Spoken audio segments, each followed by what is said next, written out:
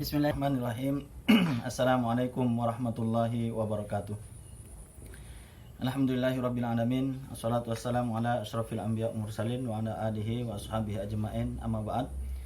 Dr. Arfan yang kami hormati dan kami muliakan, serta teman-teman semuanya yang berbahagia. Alhamdulillah, pada saat ini kami akan menjelaskan tentang makalah pemikiran pendidikan Islam sejak zaman dahulu yang disebut dengan pendidikan klasik hingga saat ini yang orang menamakan era industri 4.0. Nah, perlu kita ketahui bahwasanya pendidikan itu memang sudah berjalan sejak zaman Rasulullah SAW. Ini tentu kita mengambil pada zaman Rasulullah SAW karena memang Rasulullah SAW itu membawa perubahan yang sangat drastis tentang kebudayaan, pendidikan, dan seterusnya dan seterusnya. Nah, apa sih esensi dari pendidikan itu sebenarnya? Esensi dari pendidikan adalah adanya proses transfer nilai pengetahuan, nilai-nilai pengetahuan dan keterampilan dari generasi tua kepada generasi muda agar generasi muda itu mampu bertahan hidup. Jadi yang namanya pendidikan itu adalah adanya transfer nilai, adanya pengetahuan yang ditransfer, yang diberikan oleh generasi tua kepada generasi muda agar supaya generasi muda itu mampu bertahan hidup, bisa mengikuti zaman yang pada saat itu dia hidup. Nah, kemudian selanjutnya adalah pendidikan Islam mencakup dua hal. Yang pertama, mendidik siswa untuk berperilaku sesuai dengan nilai-nilai atau akhlak Islam. Kemudian yang kedua adalah mendidik siswa-siswi untuk mempelajari materi ajaran Islam, subjeknya berupa pengetahuan tentang agama Islam. Jadi pendidikan Islam itu mencakup dua hal, yaitu mendidik siswa atau peserta didik itu bagaimana dia bisa menerapkan nilai-nilai atau akhlak yang islami. Kemudian juga mampu siswa-siswi itu mampu belajar tentang agama Islam itu sendiri, bagaimana ajaran-ajaran agama Islam. Nah, hal-hal yang bisa dilakukan bagi peningkatan sistem pendidikan Islam dan kecenderungan masa depan global adalah: pertama, umat Islam harus mampu memanfaatkan sarana teknologi sebagai alat perjuangan atau jihad. Artinya, sarana teknologi itu perlu dijadikan sebagai alat perjuangan umat Islam dalam meningkatkan kualitas pendidikan, bukan sebaliknya sebagai penghalang bagi kreativitas berpikir dan berbuat bagi perubahan untuk kemajuan. Jadi adanya teknologi dalam yang hadir pada saat ini itu harus mampu dijadikan alat untuk perjuangan, untuk dimanfaatkan agar dijadikan sarana untuk perjuangan. Karena memang banyak ikhwan atau teman-teman itu merasa puas dengan apa yang ia bisa saat ini.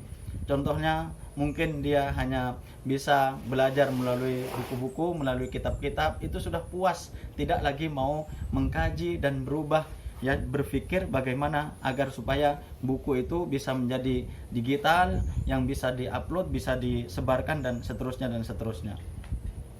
Nah, itu yang pertama. Kemudian yang kedua, umat Islam juga harus secara terus-menerus meningkatkan sumber daya manusia yang berkualitas, baik itu ilmu pengetahuan tentang teknologinya dan juga meningkatkan iman dan takwanya secara bersamaan, atau peningkatan diri ke arah kekokohan spiritual,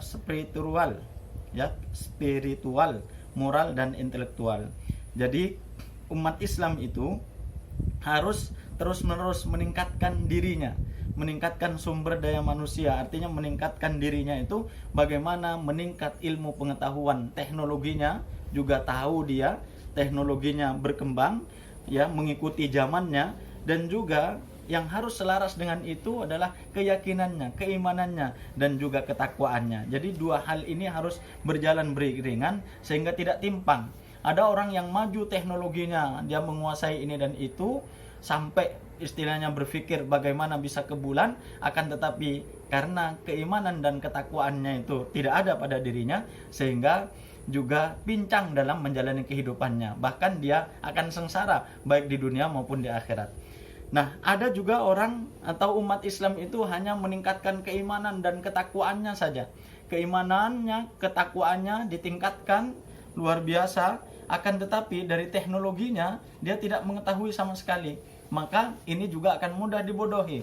Ya, akan ketinggalan zaman, akan terlambat baik dalam penyebaran dakwahnya atau dalam pembelajarannya. Nah, maka sekali lagi yang saya sampaikan tadi itu harus beriringan. Nah, kemudian yang ketiga, yaitu proses modernisasi adalah suatu yang meniscayakan bagi perombakan sistem pendidikan Islam, mulai dari paradigma, konsep, kerangka kerja, dan evaluasi. Jadi proses modernisasi adalah suatu yang meniscayakan. Jadi proses modernisasi itu suatu keniscayaan yang hadir pada saat ini dan juga pada saat yang akan datang. Yang dikatakan modern itu lain dengan modern zaman ini. Jadi mau tidak mau kita umat Islam itu harus berubah, ya, mengikuti zamannya, hidup pada zaman mana kita. Jadi sekali lagi mau tidak mau kita harus berubah paradigma kita, konsep kerangka kerja, maka harus ada evaluasi di dalam berpikir tentang pendidikan Islam itu. Nah, di era digital dan inovasi pembelajaran berbasis teknologi, itu ada era digital merupakan teknologi bagi masa yang segala sesuatunya dihidupkan dengan teknologi. Seperti yang saya sampaikan tadi, sekarang ini sudah masa revolusi revolusi 4, industri 4.0, ya. Itu kan semuanya sudah serba canggih, ya. Mulai dari misalkan internet sudah tersambung semua, terkoneksi. Apa yang dilakukan saat ini di Amerika sudah bisa langsung terkoneksi di sini, bisa juga langsung memantau apa yang sedang terjadi di Amerika dan di negara-negara lain. Kemudian dalam konteks kondisi pembelajaran yang merupakan yang menyenangkan, ya. Saya ulangi, dalam konteks kondisi pembelajaran yang menyenangkan atau biasa dikenal dengan edutainment, yang menegaskan bahwa suatu kegiatan pembelajaran tidak selalu menjamin peserta didik akan dapat belajar. Jadi sistem pembelajaran itu juga harus berubah. Kalau dulu kan zaman klasik, ya, zaman mungkin kita mondok pesantren, sekolah SD itu kan model ceramah, sehingga peserta didik itu jenuh. Akan tetapi dengan adanya perubahan industri 4.0 ini itu menyenangkan sekali. Coba bayangkan, peserta didik itu bisa langsung melihat slide, misalkan melihat gambar, ini contohnya, sehingga tidak membosankan. Dan inilah memang yang harus diketahui oleh kita sebagai pelajar, sebagai mahasiswa yang juga akan mendidik generasi yang akan datang itu bagaimana bisa belajar dengan menyenangkan. Saya kira tantangan-tantangan di dalam pendidikan era revolusi industri 4.0 ini juga perlu, ya, akan tetapi mungkin tidak perlu kami jelaskan, bisa nanti dibaca sendiri dan bisa kita diskusikan. Nah, kemudian nilai-nilai yang mulai tergerus akibat transformasi industri 4 ini, yaitu nilai kultural. Nilai kultural yang dimaksud adalah nilai yang berhubungan dengan budaya, karakteristik lingkungan sosial dan masyarakat. Nah, ini memang mau tidak mau kita harus mengakui dengan adanya teknologi yang canggih ini, nilai kebudayaan, misalkan saling gotong royong, saling berhadapan satu sama lain, senyum dan lain sebagainya, ini memang sedikit-sedikit mulai tergerus. Karena kita bayangkan bisa nelpon di rumah, tidak lagi silaturahim dalam artian bentuk fisik, akan tetapi bisa visual. Ini juga sedikit bisa mengurangi nilai dari esensi dari silaturahim itu sendiri. Yang kedua, nilai yuridis formal, yaitu nilai yuridis formal adalah nilai yang berkaitan dengan aspek politik, hukum, dan ideologi. Nah, ini juga mungkin perlu banyak kita diskusikan bagaimana politik saat ini di tengah era digital atau era industri 4 ini. Kemudian hukum juga bagaimana yang saat ini terjadi, ini juga perlu kita diskusikan juga tentang ideologi umat saat ini. Kemudian yang terakhir adalah nilai religius, yaitu mempertahankan nilai-nilai tersebut merupakan tantangan terberat dalam menghadapi revolusi industri. Jadi bagaimana karena saat ini luar biasa kemajuan teknologinya, sehingga kereligiusan umat itu tergerus. Karena apa? Lebih memperhatikan apa yang masuk, banyak dipengaruhi oleh kebudayaan barat yang itu jauh dari nilai religius. Itu mau tidak mau memang sudah terjadi. Karena apa? Karena pesatnya informasi yang masuk di HP kita misalkan, dan seterusnya lah ya, sehingga membuat orang itu sedikit tergerus nilai religiusnya itu. Teman-teman yang berbahagia, kemudian teknologi pendidikan itu tadi disebutkan bahwa suatu keniscayaan. Artinya suatu keniscayaan itu mau tidak mau sudah pasti terjadi. Ya, kita mau atau tidak mau dengan teknologi itu pasti terjadi, karena memang itu suatu keniscayaan. Ya, teknologi berarti kayak mesin gitu ya. Kemudian prosesnya, sistemnya, manajemen, mekanismenya, pantauan. Kemudian pengertian teknologi pendidikan bukan terbatas pada alat, namun lebih pada metode atau cara dalam praktek pendidikan dengan langkah-langkah efektif terhadap inovasi dalam pembelajaran yang lebih sistematis ke depannya. Ini saya juga sudah jelaskan tadi. Kemudian saat ini kita coba masuk kepada pendidikan agama Islam di era revolusi industri 4 ini. Solusi dan tantangan pendidikan di era revolusi industri 4. Yang pertama, kesesuaian kurikulum dan kebijakan pendidikan di Indonesia. Implementasi kurikulum secara menyeluruh, kemudian mengarah pada kemampuan kognitif, afektif, dan psikomotorik. Kemudian evaluasi kebijakan atau kurikulum lembaga pendidikan Islam.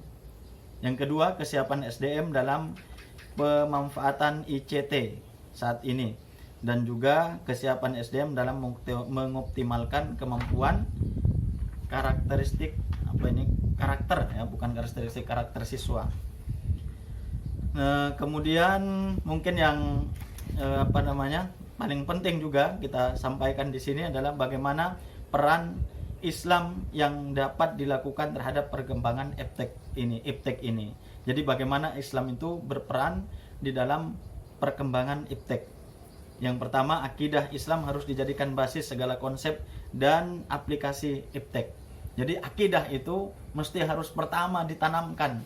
Karena tadi sudah saya sampaikan bahwa dengan kemajuan teknologi, apalagi industri 4.0 ini, itu luar biasa canggihnya, apapun bisa masuk ke dalam laptop kita, ke dalam gadget kita, itu memungkinkan itu untuk membuka-buka. Jadi ada yang tidak sesuai dengan ajaran Islam akan merusak akidah. Maka kalau kita tidak punya benteng akidah yang kokoh, maka akan tergerus oleh itu semua, sehingga akidah kita hilang dan luntur. Kemudian yang kedua adalah syariat Islam sebagai standar pemanfaatan iptek.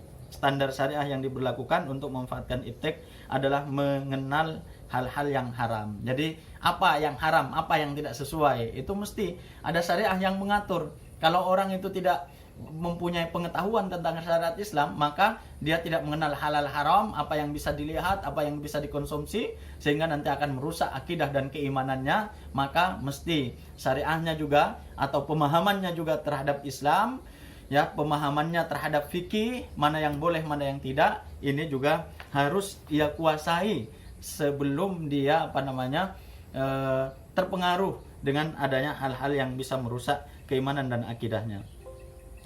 Kemudian Islam berperan untuk mengisi nilai tentang metode atau cara bagaimana teknologi pendidikan dapat berlangsung dengan baik di lembaga formal, informal maupun non formal dalam semangat perkembangan teknologi pendidikan. Saat ini seyogianya Islam menjadi standarisasi ilmu pengetahuan, karena Islam berdasarkan pada pemilik segala ilmu yang ilmunya mencakup segala sesuatu. Karena memang agama Islam itu datangnya dari Allah Subhanahu wa taala, maka hendaklah seseorang itu dalam belajar apa saja, dalam pengetahuannya apa saja, distandarkan patokannya itu kepada agama Islam. Jadi ada kesesuaian, barometernya itu agama Islam, bukan barometernya adalah teknologi dan selainnya itu. Ya, sebagaimana yang saya sampaikan tadi, bahwasanya Islam itu adalah dijadikan basis ya sebelum segala sesuatu yang kita pelajari. Kenapa Islam itu dijadikan sumber utamanya? Kenapa Islam itu dijadikan barometer? Karena agama Islam itu bersumber dari Allah Subhanahu wa taala yang tidak mungkin salah. Ya, sehingga Islam itu bukan dimanfaatkan oleh teknologi, akan tetapi teknologi itulah yang dimanfaatkan oleh Islam sehingga Islam ini bisa diterima, disampaikan sampai pelosok-pelosok bumi. Nah, yang terakhir kesimpulannya adalah pendidikan memiliki keterkaitan erat dengan globalisasi yang kemudian melahirkan revolusi industri 4.0. Pendidikan tidak mungkin menisbikan proses globalisasi yang akan mewujudkan masyarakat global ini. Dalam menuju era globalisasi, Indonesia harus melakukan reformasi dalam proses pendidikan dengan tekanan menciptakan sistem pendidikan yang lebih komprehensif dan fleksibel sehingga para lulusan dapat berfungsi secara efektif dalam kehidupan masyarakat global dan demokratis. Jadi kesimpulannya adalah pendidikan tidak mungkin menisbikan proses global. Jadi pendidikan ini harus berubah terus mengikuti perkembangannya, bukan stagnan ya, bukan di tempat. Ini kalau pendidikan ini misalkan dari cara mengajarnya saja mengikuti cara-cara yang dulu, ini boleh saja itu dipakai, tapi harus ada kolaborasi antara yang klasik itu dengan yang modern. Yang antara sejak zaman Rasulullah, bagaimana Rasulullah dari dari rumah ke rumah ya, berjumpa dengan sahabat-sahabatnya, ini juga mungkin bisa dilakukan, akan tetapi dikolaborasikan dengan industri 4.0 ini, bagaimana kita memanfaatkan teknologi yang ada itu sehingga orang bisa tertarik belajar itu, ada kesemangatan dalam belajar, dia tidak jumud, dia tidak jenuh di dalam belajar. Karena bisa dia enjoy di dalam belajar itu karena melihat mungkin visual-visual, contoh-contoh secara konkret dalam kehidupannya bisa ditampilkan. Nah, demikian teman-teman yang bisa saya sampaikan. Mungkin kita juga perlu diskusi pada saat ini ya. Mungkin kenapa sih dinamai 4.0, industri 4.0? Mungkin satunya di mana, duanya di mana, tiganya di mana? Ini perlu kita diskusikan biar kita paham, biar kita tahu. Nah, bisa nanti teman-teman jelaskan atau ditanyakan kepada saya. Insyaallah mudah-mudahan saya juga bisa memberikan ilmu yang bermanfaat. Sekali lagi mohon maaf khususnya kepada Dr. Arfan. Inilah kemampuan kami, dan teman-teman mohon saran dan masukannya. Assalamualaikum warahmatullahi wabarakatuh.